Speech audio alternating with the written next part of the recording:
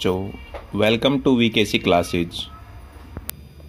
Potentiometer के द्वारा internal resistance of a cell कैसे हम फाइंड करेंगे। ठीक है, तो देखो सेम डायग्राम पोटेंशियोमीटर का बताया था मैंने आपको। हमने सिर्फ क्या करना है, कनेक्शन यहां से चेंज करने हैं। ठीक है, यदि हमने दो सेल का जैसे कंपेयर करना था तो हमने क्या किया, ईएमएफ अगर कंपेयर कर रहे थे तो हमने यहां पर दो सेल लगा दी थी। अब हम इंटरनल रेजिस्टेंस फाइंड कर रहे हैं तो यहां पर हम क्या करेंगे, एक सेल ले लेंगे। ये हमने एक इस प्रकार से एक सेल लगा दिया। अब इसका हमने इंटरनल रेजिस्टेंस फाइंड करना है। ठीक है, तो इसके लिए हमने क्या किया, एक यहां पर रेजिस्टेंस बॉक्स लगा दिया। ठीक है, ये इस प्रकार से गया, यहां पर ये एक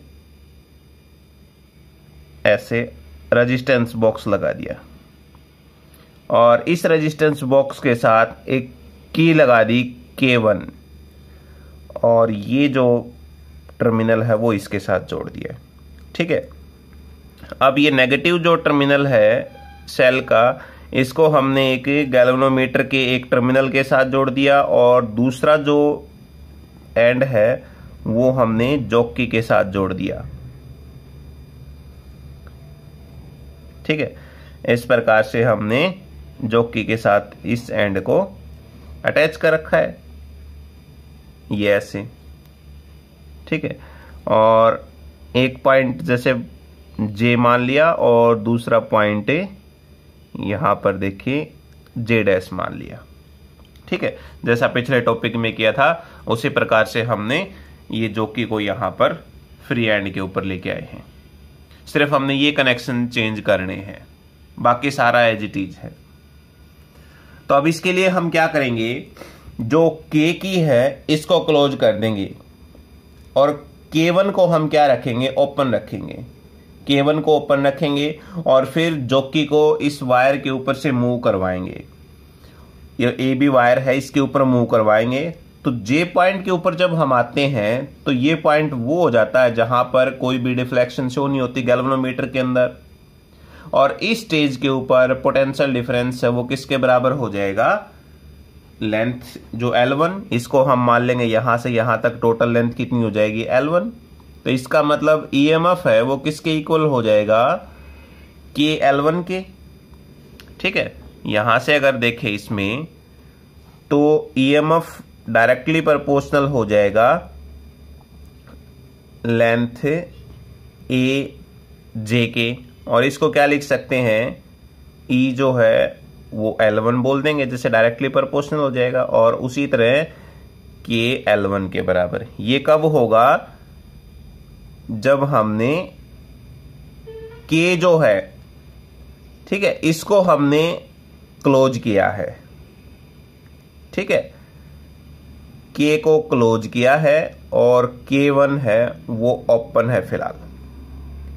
उस टाइम हमने J पॉइंट है वो निकाला और वहां पर नल डिफ्लेक्शन हुई। ठीक है, तो वहां पर EMF देखा तो क्या हो जाएगा, डायरेक्टली प्रोपोर्शनल L1 के बराबर हो जाएगा। ये इसको इक्वेशन नंबर फर्स्ट दे दिया।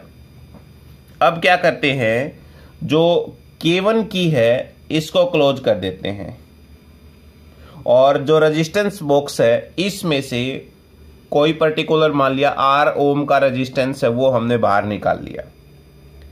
ठीक है, और फिर हमने वापिस क्या किया, यहां पर इस जो गैल्वेनोमीटर के साथ जॉकी अटैच है, इस जॉकी को पूरी वायर के ऊपर से फिर हम ऐसे मूव करवाने लग गए।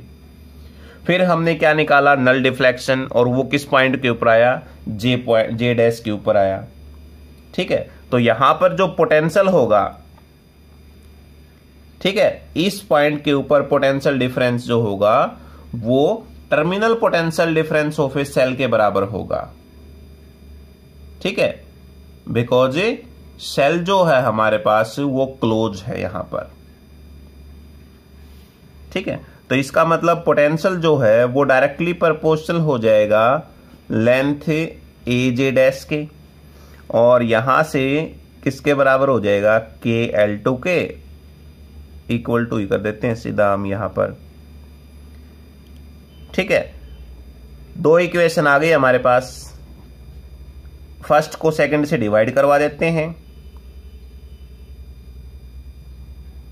डिवाइडिंग फर्स्ट बाई सेकेंड, तो किसके इक्वल हो जाएगा हमारे पास E by V is equal to L1 by L2। ठीक है, ये K होगा यहां पर, ये कैंसिल आउट हो जाएगा, तो ये रिजल्ट जो आ जाएगा E by V is equal to L1 by L2।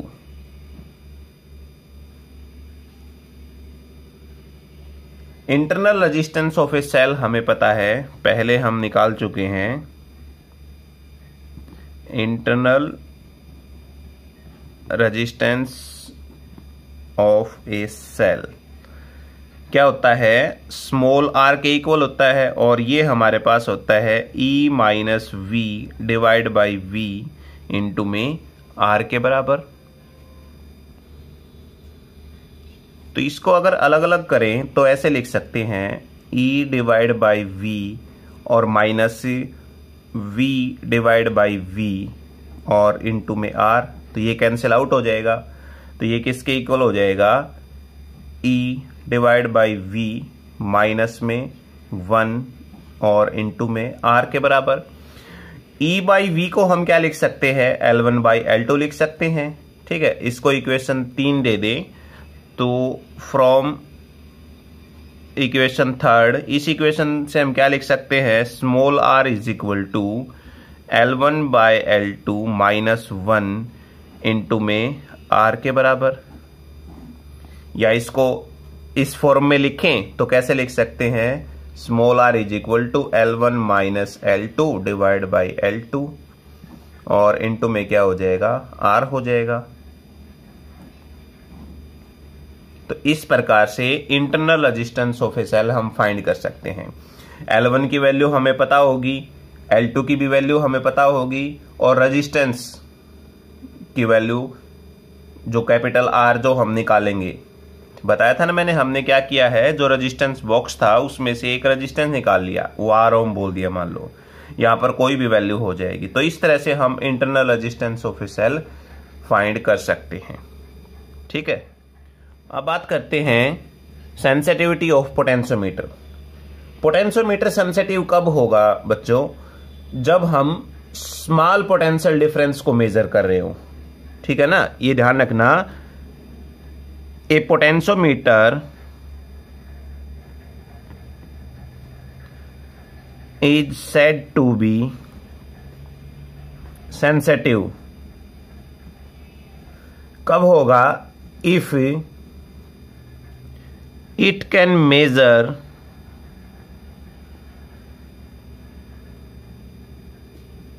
the small value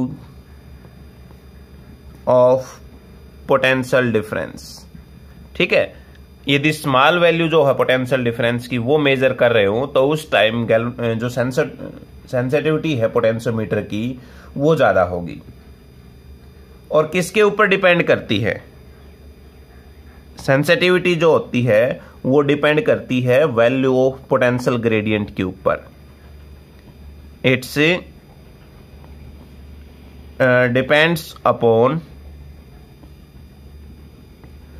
value of potential gradient.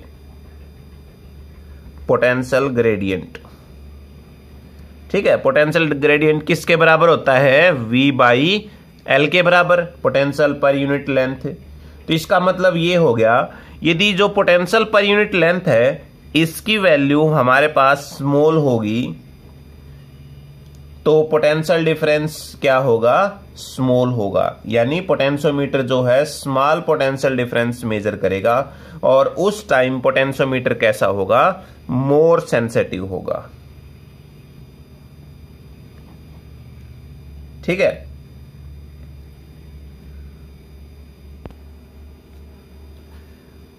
कोई भी हमारे पास मान ले कि पोटेंशियल डिफरेंस दे रखा है जैसे V वोल्टेज, तो सेंसिटिविटी है पोटेंशियोमीटर की वो हम इंक्रीज कर सकते हैं with increase length of potentiometer wire.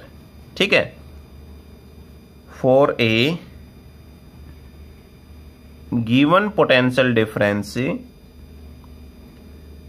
V the sensitivity of the potentiometer increases with increase of the length of the potentiometer wire।